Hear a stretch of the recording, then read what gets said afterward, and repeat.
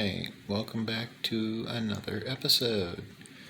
Blue64 here, and this episode's going all the way from episode 61 to episode 64.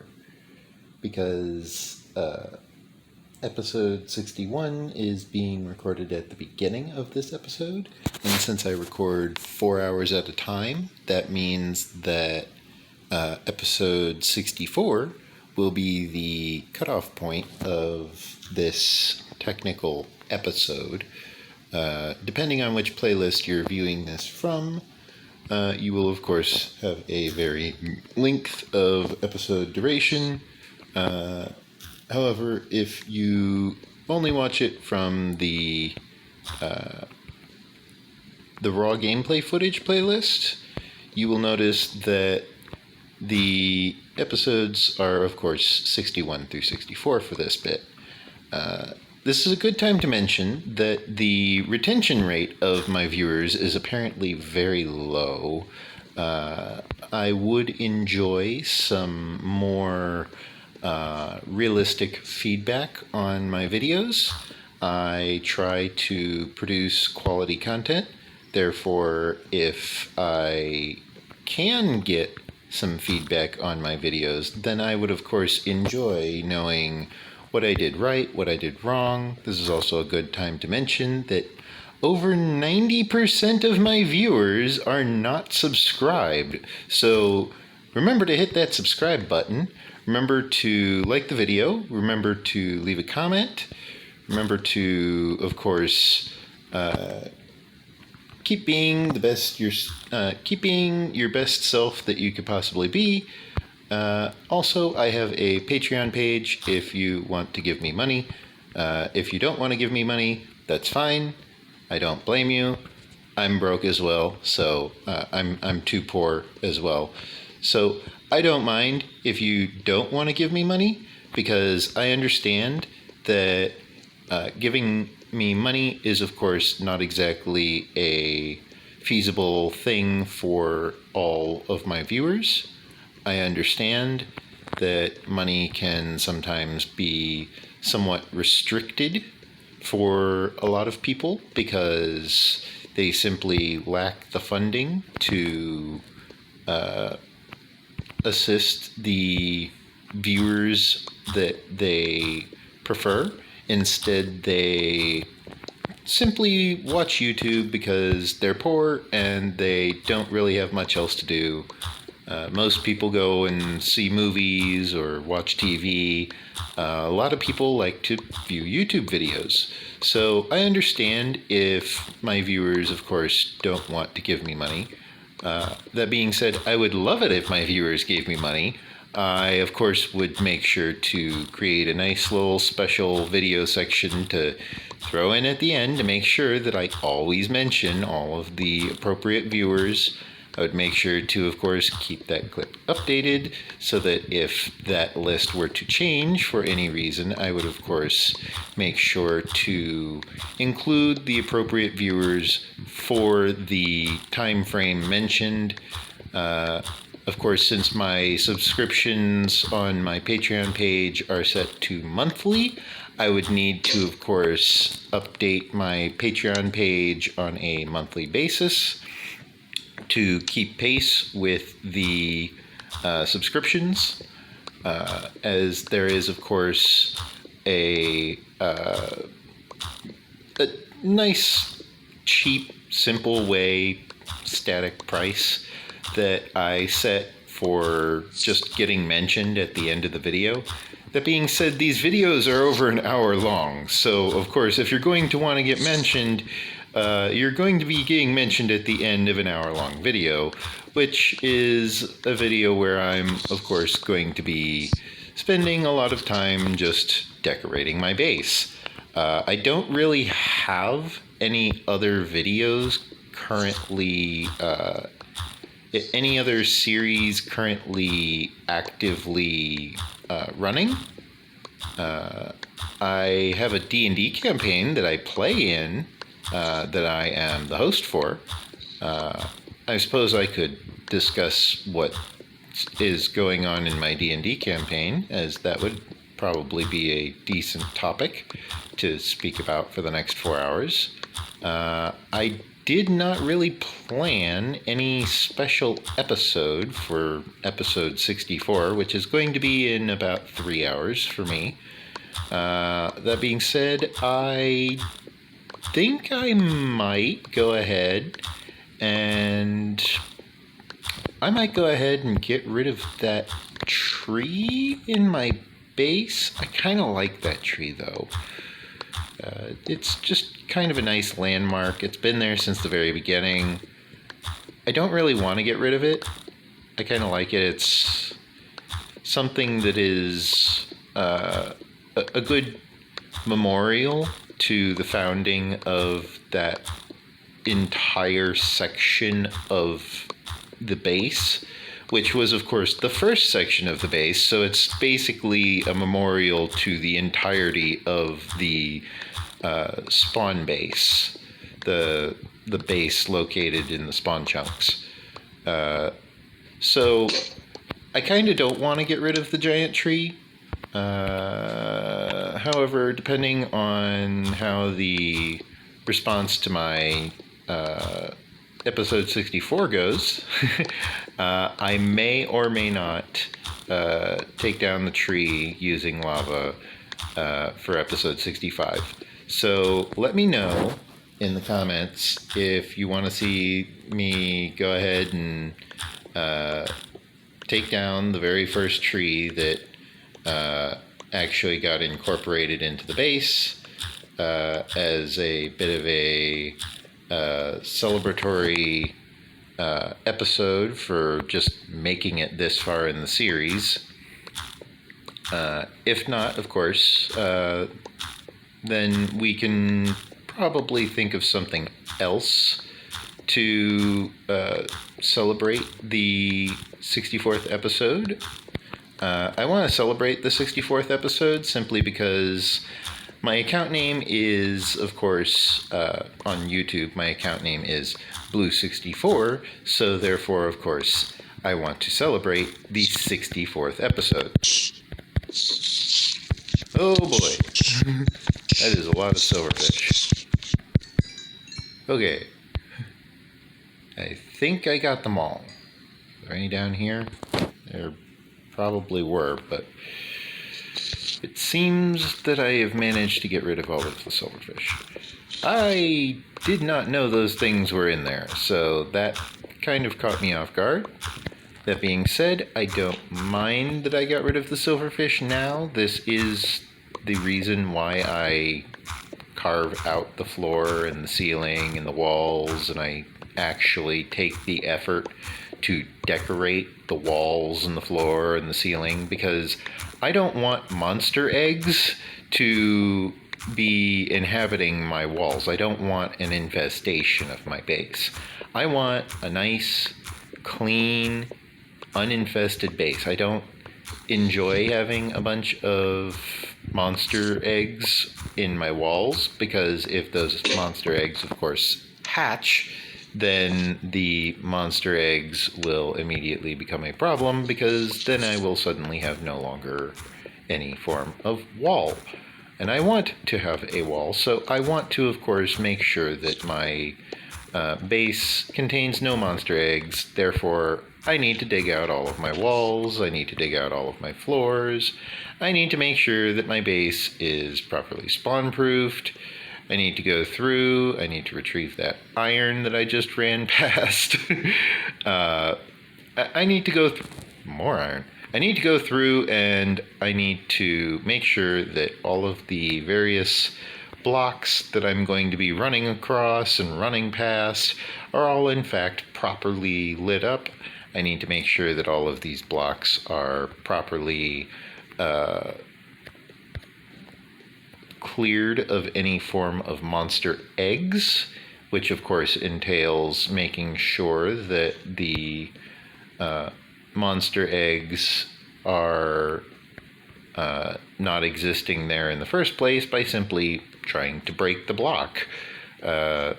The simple act of trying to break the block will of course crack open any monster eggs, allowing me to quickly and easily dispatch of any monsters that spawn as a result, specifically the silverfish. That being said, the silverfish can, of course, become quite dangerous in large numbers, which is why it's good to, of course, have a shield ready if you do, in fact, need one. The majority of the silverfish groups will not be that dangerous. That being said, it is very possible for a large enough group of silverfish to easily become extremely dangerous to the player, especially around end portals, as the end portal contains a spawner for silverfish. So of course you don't want to have a bunch of silverfish spawning all over your face all the time. So as a result, you have to take out the spawner, but in order to do that, you also need to worry about taking out all of the massive quantities of silverfish that the spawner will, of course, send at you. The spawner is very impartial. The spawner doesn't actually care if you're not prepared for dealing with a silverfish spawner. And of course, you need to be careful with the silverfish spawner because the silverfish in an end portal room are able to infest cobblestone, stone, and many other blocks. Well, not many other blocks, but they're able to infest various blocks. And as a result, you need to be prepared in case the blocks that they infest are beside lava, because a block that is beside lava is, of course, going to retain the lava as a retaining wall in order to prevent the lava from reaching you. It prevents the lava from escaping. So if that block were to suddenly get removed because the block perhaps contained a monster, because the silverfish had managed to infest the block, then of course the lava will obviously be let out. So you want to make sure that your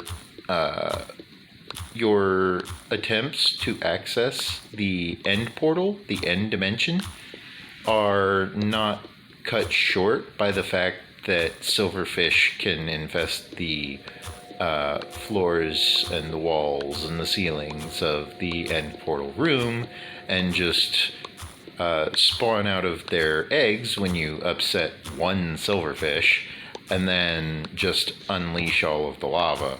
That can be very dangerous. You do not want that.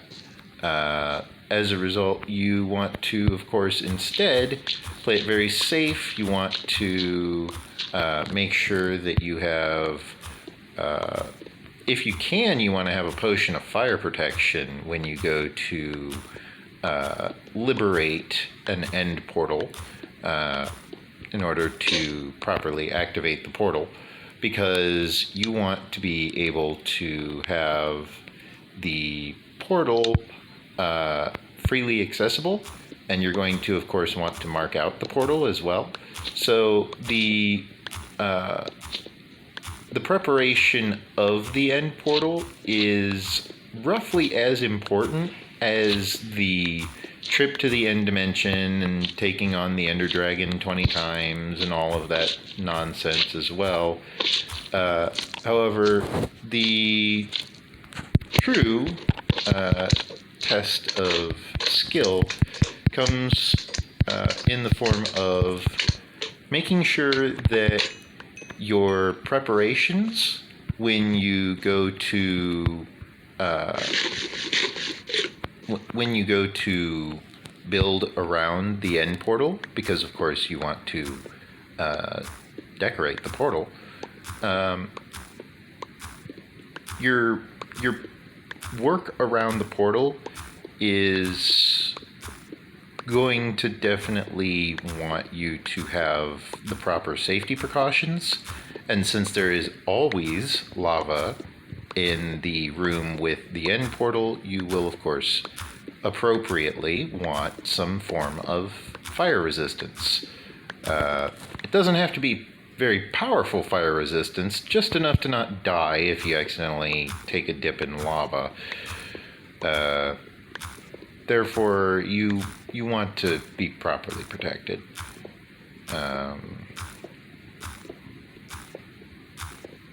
There is, of course, a vast difference between having a potion of fire protection and, of course, simply having fire resistance on your armor. Fire resistance is nice, however, fire resistance is not fire immunity. A potion of fire resistance, however, I believe might be fire immunity.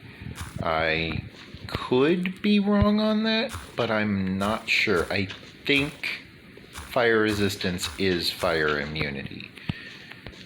Did I fall at all? No. Okay. I'm going to collect some of these various blocks that have been left behind because my inventory is full, in order to make sure that A, none of them will despawn, and B, that I can deposit them safely in the storage chest way down here. You will notice I, of course, skipped the emerald ore, I skipped this gold ore, I skipped that emerald ore back there. There's a lot of emerald in this area because I am digging beneath an extreme hills biome. So the rate of finding emeralds is, in fact, quite high, quite heavily increased.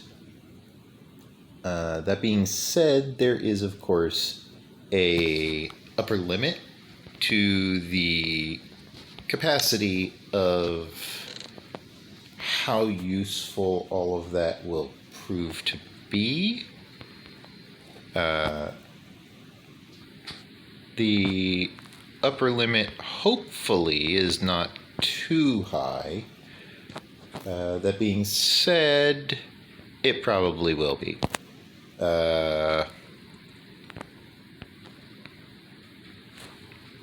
Okay, I want to deposit the andesite. I want to deposit the iron.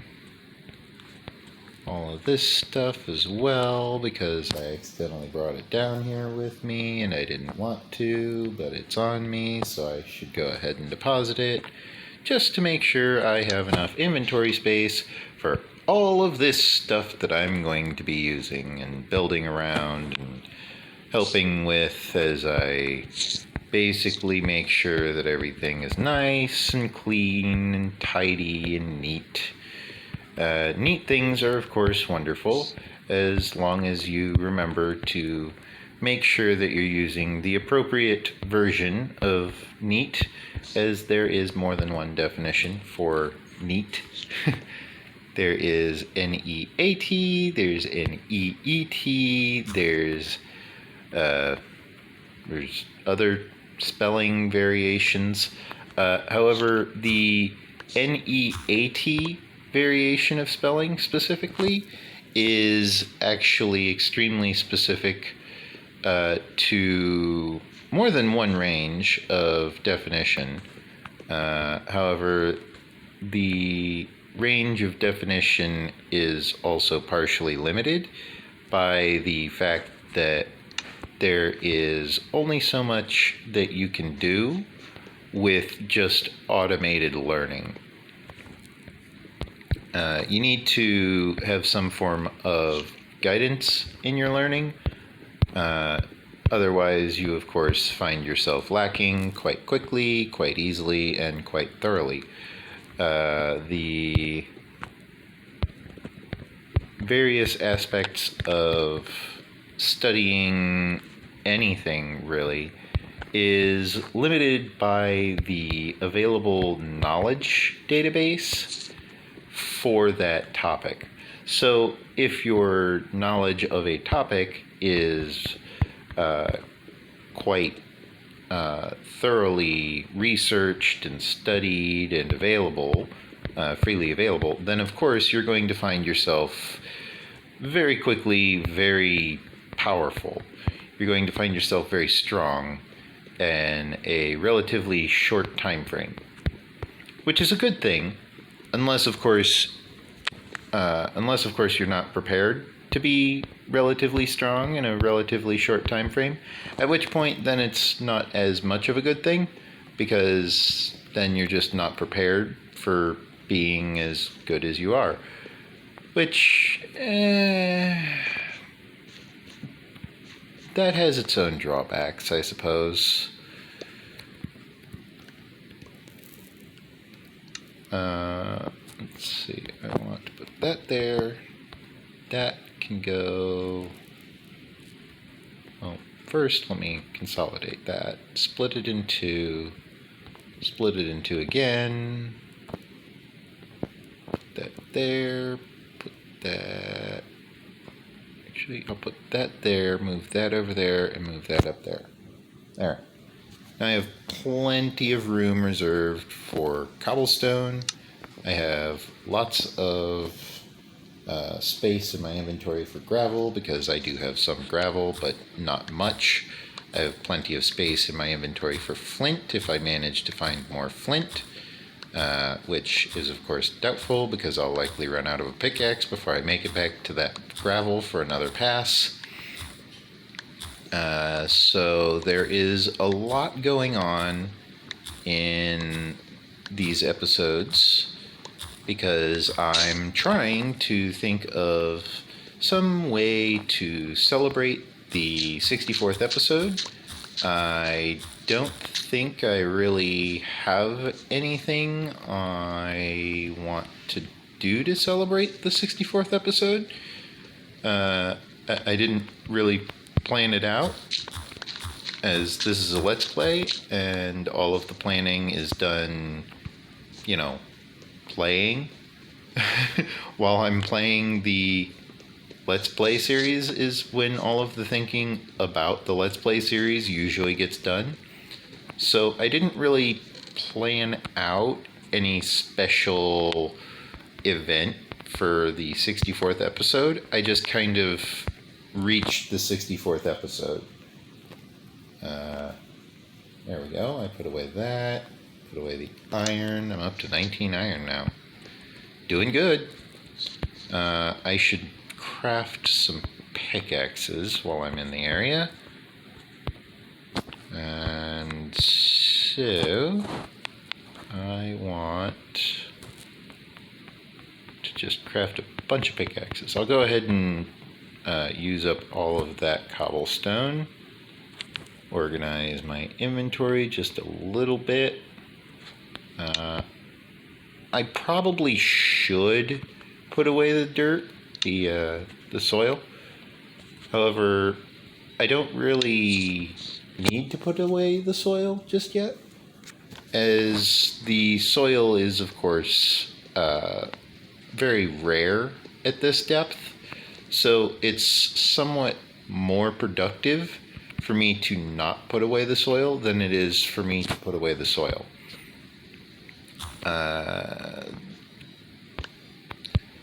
That being said, it is also, of course, very beneficial to know when and where to properly utilize soil. Whether it be topsoil or not doesn't really matter, as long as, of course, you know what to utilize, where to utilize it, and how. I think I might need to utilize my soil here, in fact, because I did not bring enough cobblestone to dig my way out, or pillar my way out, I should say. I could dig my way out, however, that's a bit overused. I do have more than enough cobblestone in order to properly utilize the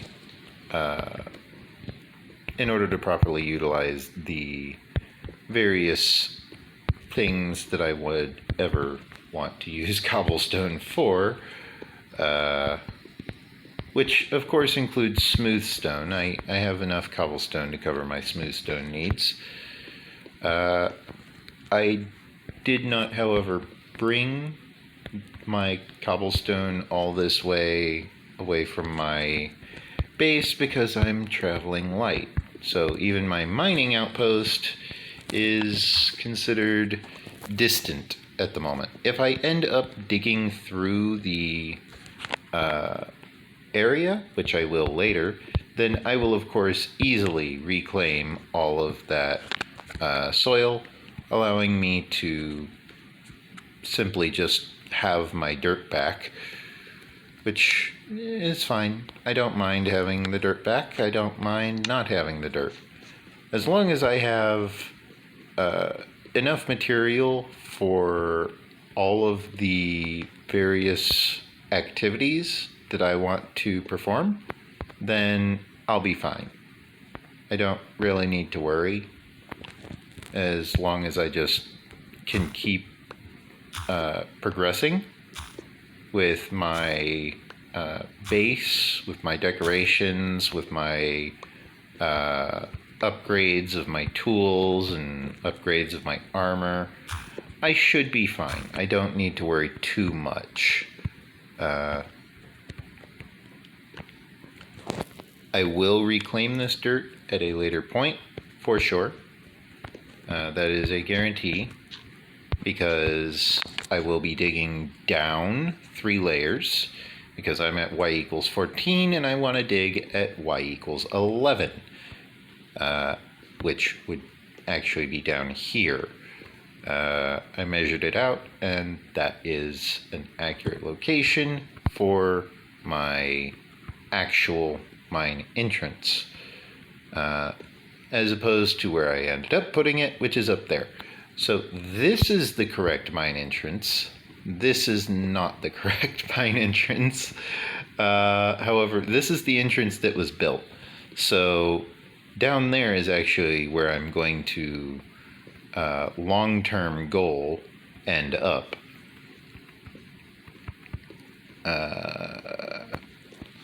However, short-term goal, I want to finish digging out this section with enough decoration to comfortably...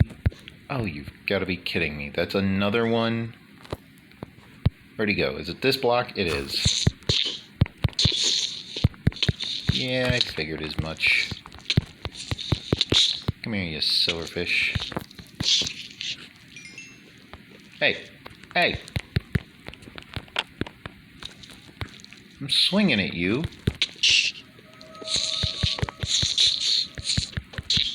Okay, there are a lot of silverfish out there.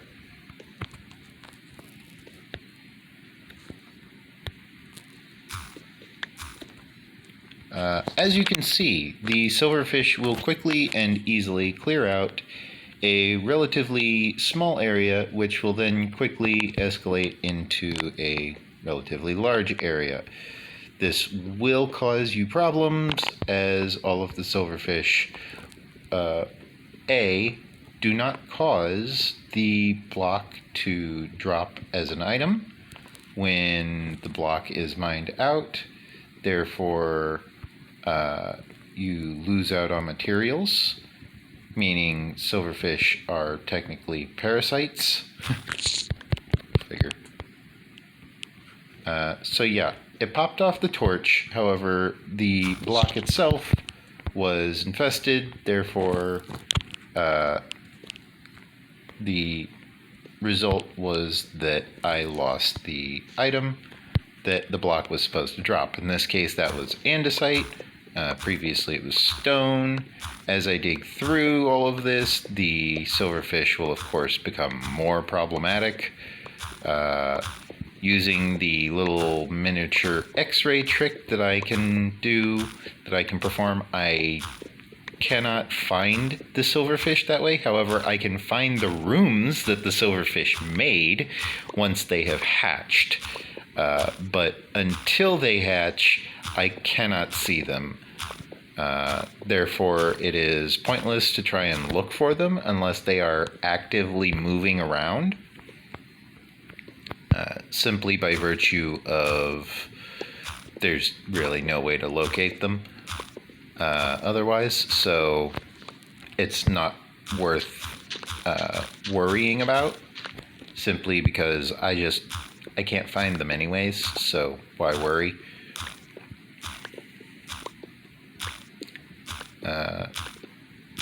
I will need to roll over after a few more minutes because my elbow is starting to fall asleep, and that's causing my pinky to get very numb because I am apparently pinching a nerve by resting in this position. So give me just a moment. Okay. There we go. I have my fan on in the background in case you wonder what that light source is. It is daytime, however, I'm not currently facing towards the window. Well, that was a very nice view. Now, if only I wasn't looking down at my toolbar at the moment. So yeah, a lot of progress in my Minecraft Let's Play series is made in increments of course, episodes.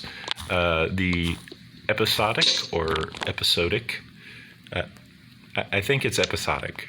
The episodic series of my Let's Play series is very long form. However, I am aware that a lot of users do actually enjoy viewing long form content. It's just a matter of locating those viewers, which is why it really helps so much when people like my videos. As recently as a few days ago, I believe it was, sometime within the last week, I managed to get exposure to 200 users over the span of a day, which is great. You know, that's more than twice what I had recently checked on it and seen. However, the viewer retention is usually less than a few minutes. So if you did make it this far, congratulations, that's awesome. If you did not make it this far, then you didn't see this message. Which point, I don't need to finish dedicating this message to you. But I do enjoy actually talking about my channel. I know it sounds a little bit self-serving when I say it that way, but the discussion of the progression of my channel is something that is relevant to my Minecraft Let's Play series, as the two are kind of directly connected to each other, the two events. So I want to make sure that my channel is... Oh my god, I found diamonds finally. Yes. I want to make sure my channel is healthy for my viewing membership, in order to make sure that I am treating my viewers properly. I want to treat my viewers right.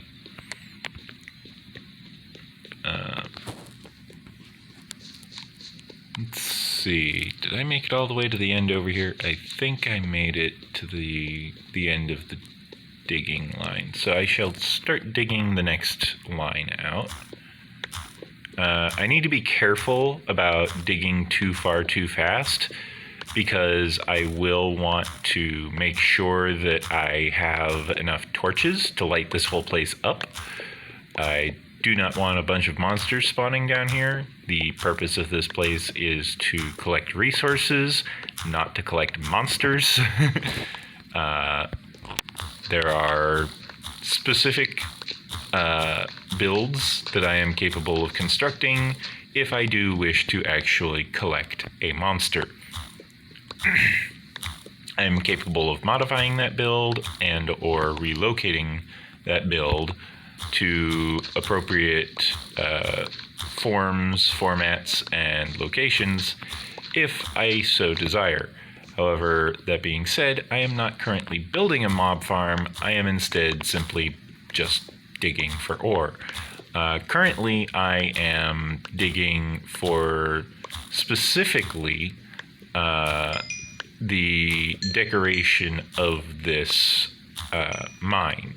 I want to make sure that this place looks nice because I know that I will be spending a lot of time down here. So I want to make sure that it's not just this plain gray area, especially if I'm going to be utilizing a water elevator to go up and down.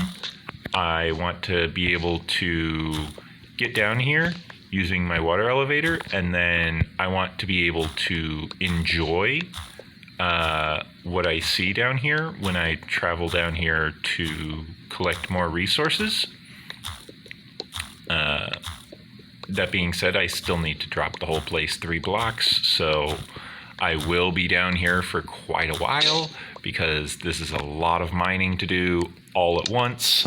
So I will need to, of course, make sure to set aside enough time.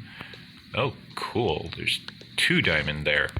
That is decently good. I will need to make sure to set aside enough time and enough resources and enough planning in order to enjoy the construction which I am creating. I could leave it blank and just go crazy on it and dig the whole place out and then just leave it as is as I found it. However, I don't find that to be very entertaining for my eyes. I don't think that would make my eyes very happy, as they say.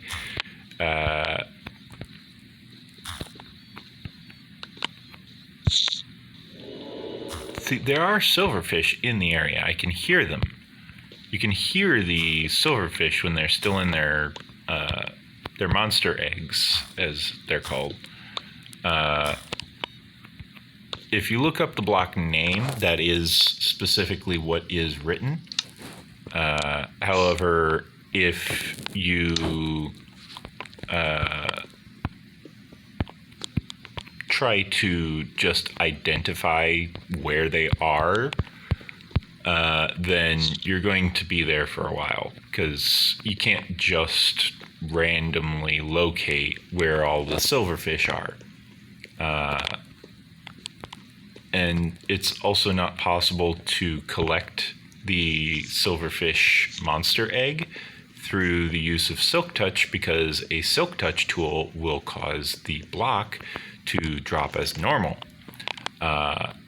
So if you try to Silk Touch a silverfish egg, you will simply just pick up whatever block you're trying to get the silverfish out of, meaning you won't actually get the silverfish egg. You'll instead just get the block. There's not much to say on the matter. What can I say? Yeah. There's just not much to say about it. Sorry about that. So I want to make sure that I leave myself enough of a head start on locating all of these various silverfish, because if I don't leave myself enough of a head start, then I'm just going to find myself regretting everything. I will put away the extra stack of dirt. I'll maintain my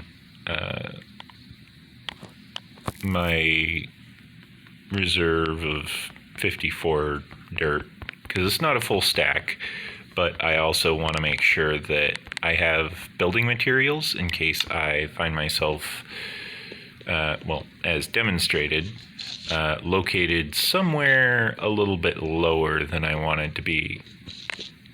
Apologies for my thumb constantly blocking out the view, by the way. As I mentioned in a previous episode, I play on mobile, so my phone camera is my face cam. Therefore, my camera, of course, is quite easily blocked out by just my hand. There's not much I can do about it because of the design of the device that I am using. I could get a better computer that's capable of playing Minecraft Bedrock Edition so that I'm capable of playing Minecraft Bedrock Edition on PC with an actual webcam, and then I can set up a what's known as a boom mic. It's a microphone that is attached to a adjustable arm, an adjustable machine, which allows for the I ran out of granite, which allows for the adjustment of the microphone's location.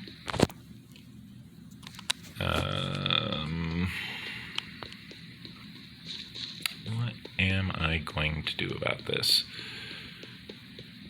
Suppose I just need to mine more granite. That's going to be annoying. I suppose I could get started on the ceiling. It's as good a time as any.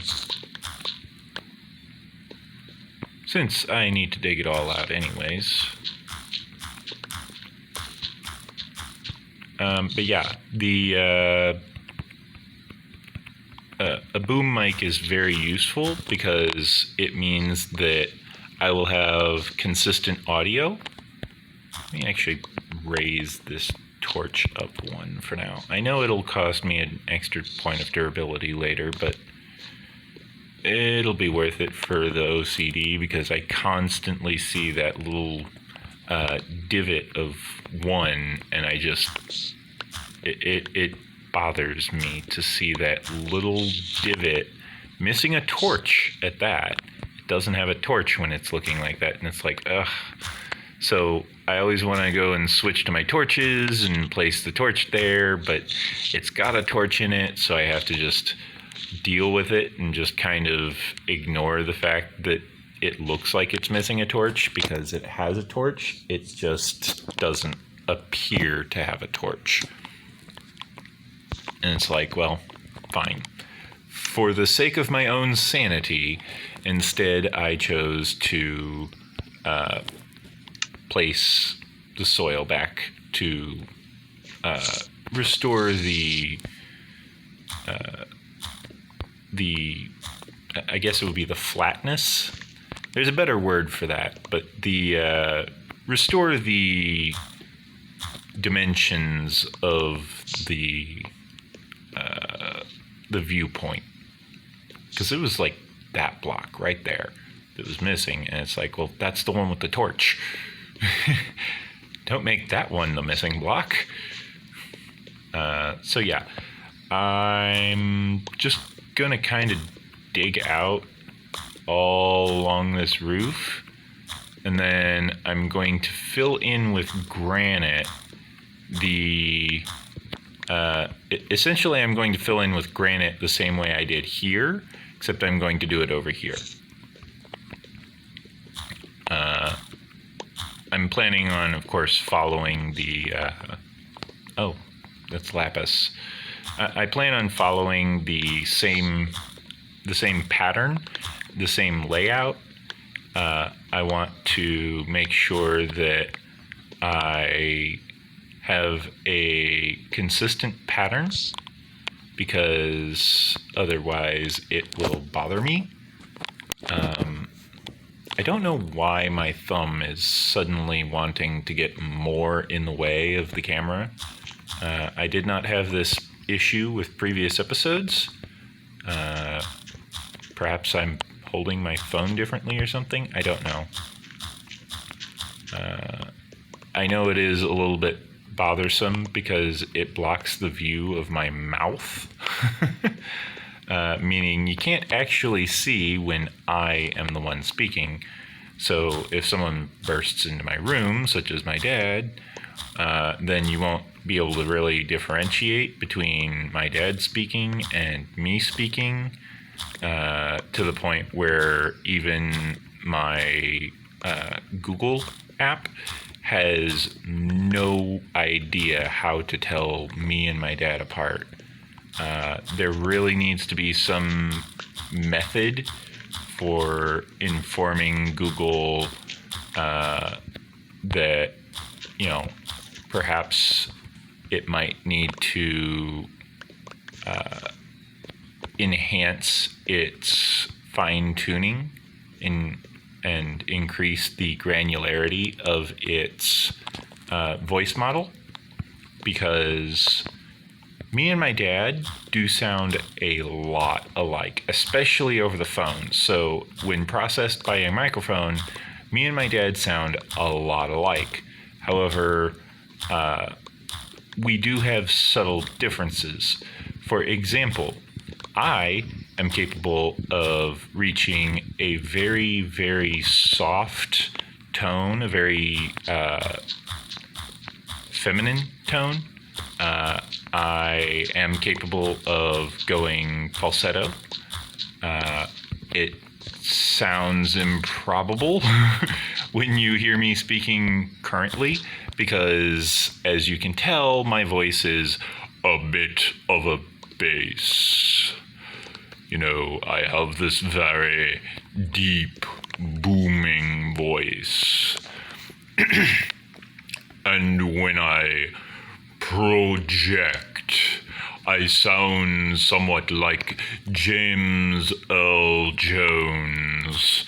So I can imitate Star Wars rather easily when I say things such as the paraphrasing of the quote, "Luke, I am your father."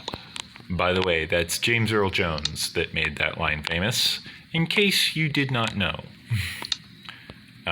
James Earl Jones came up with that line on the spot. That was ad-libbed. It was not part of the Star Wars script. And despite all of the flaws of the creation of Star Wars, the series, the characters, I do still love the series.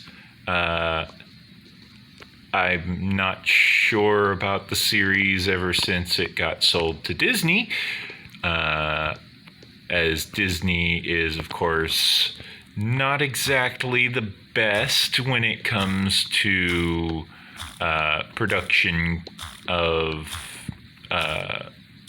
intellectual property. They produce intellectual property fine.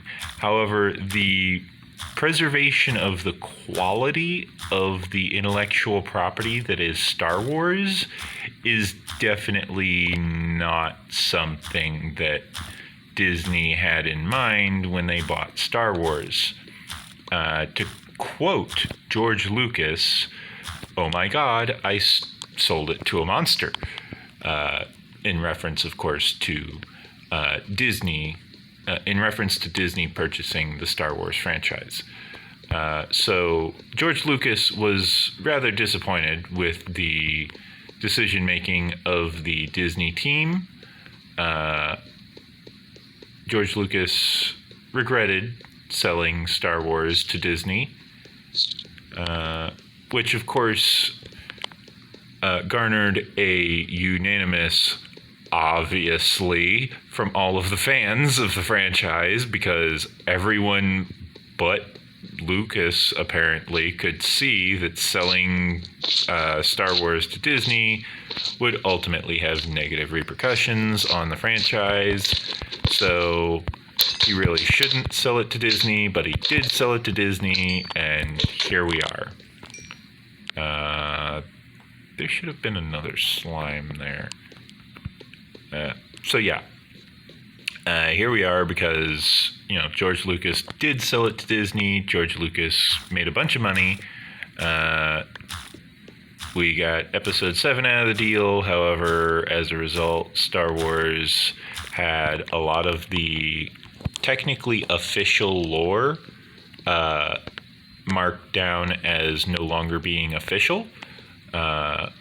And this is not something that is new to long-standing franchises, as the Marvel and DC universe has repeatedly undergone multiple rebrandings. Everything from the unification of the universes, complete with Superboy Prime literally punching reality into a single existence. And it's like, how did that happen? Well, he's Superboy.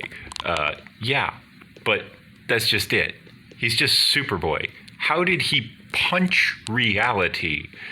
Well, he's Superboy. It's like, okay, that doesn't explain anything. We're looking for explanations. It's like, we don't have one.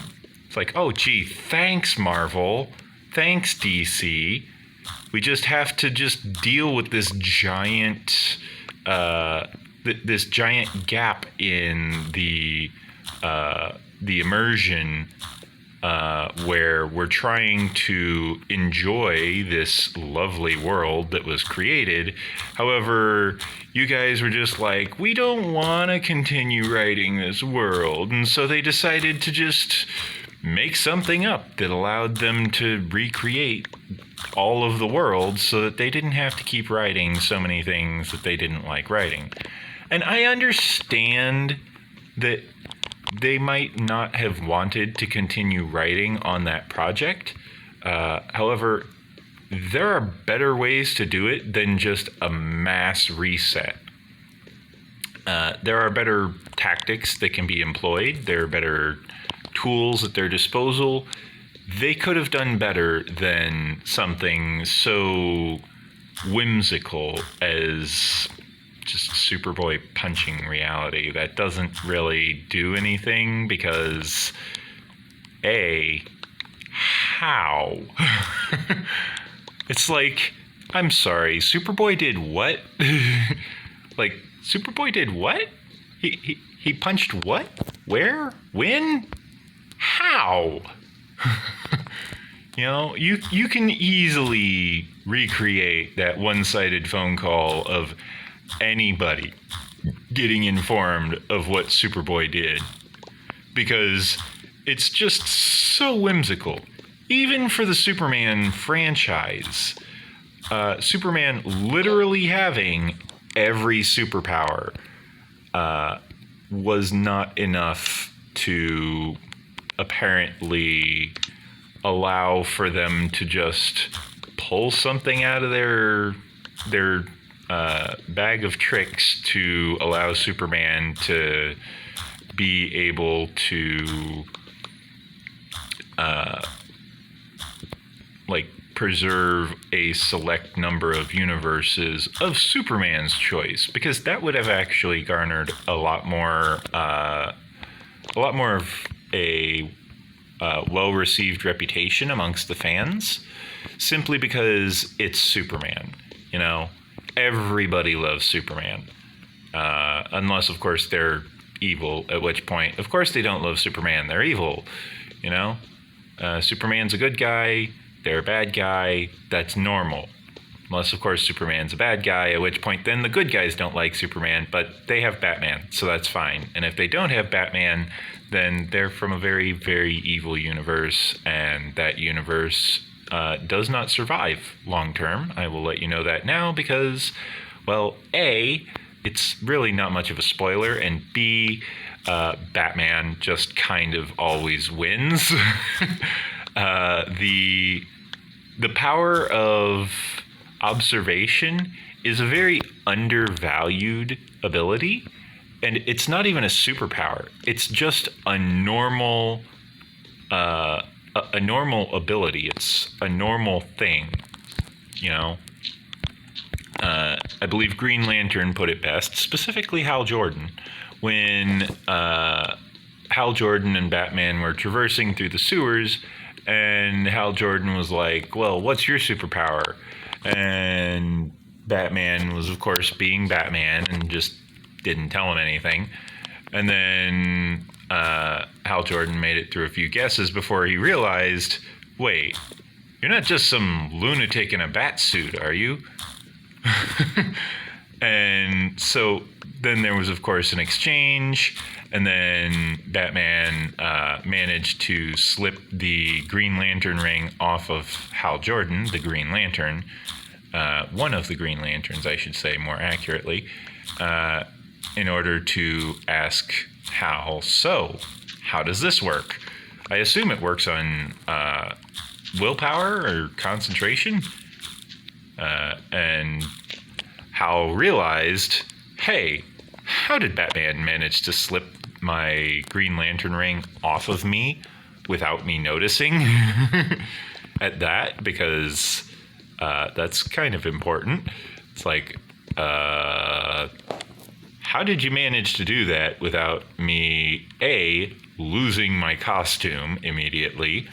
Because the moment it left his finger, theoretically, by the power of the Green Lantern ring, it should have caused him to no longer be wearing his supersuit. However, the actual power of the lantern rings is not that it grants the user the ability to utilize the constructs which the ring is capable of creating.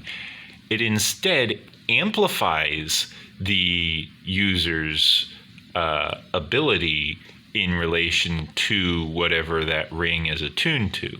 So, in other words, since the Green Lantern ring, for example, is related to concentration and willpower and focus, then until Hal Jordan realized that he was not wearing the Green Lantern ring, Hal Jordan still had his construct, his suit. It was a very simple construct, and his mind was very used to having the construct constantly active. So when Hal Jordan had the ring removed, Hal Jordan paused for a moment, and then the suit faded away as Hal Jordan realized that he was not wearing his ring. However, it was not the lack of the ring that caused Hal Jordan to lose the suit. It was specifically because when Batman held up the ring and said, so how does this work? Hal Jordan lost his concentration for that brief moment, and then Hal Jordan managed to lose his outfit because he was no longer focusing. He wasn't concentrating.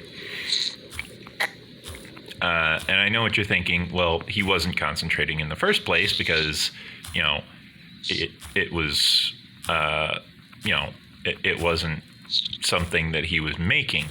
Well, you have to keep in mind that when Hal Jordan puts on the Green Lantern suit, Hal Jordan has to summon the suit in.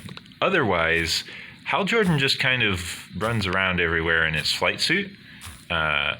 So Hal Jordan doesn't really take off the suit. Instead, Hal Jordan just kind of became relaxed with the concept of thinking about wearing the suit. Meaning that entire Green Lantern suit is Hal Jordan's personal construct. And that also means that by the time Hal Jordan and Batman fought Superman, that Hal Jordan was capable of sustaining his suit temporarily as long as he retained his willpower.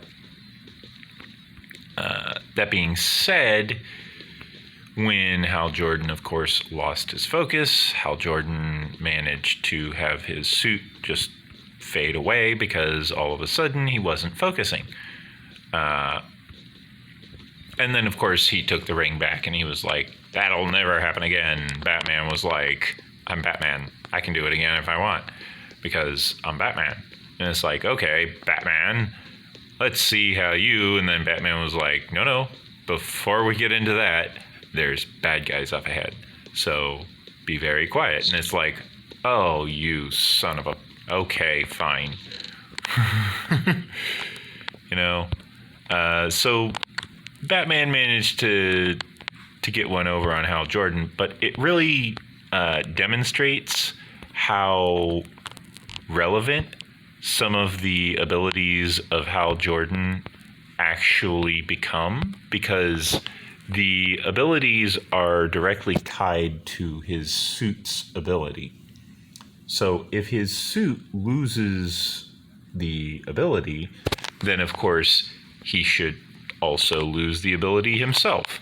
However, when the ring was removed, he didn't lose his ability, meaning something's a little fishy with that story about the suit being directly tied to his ability.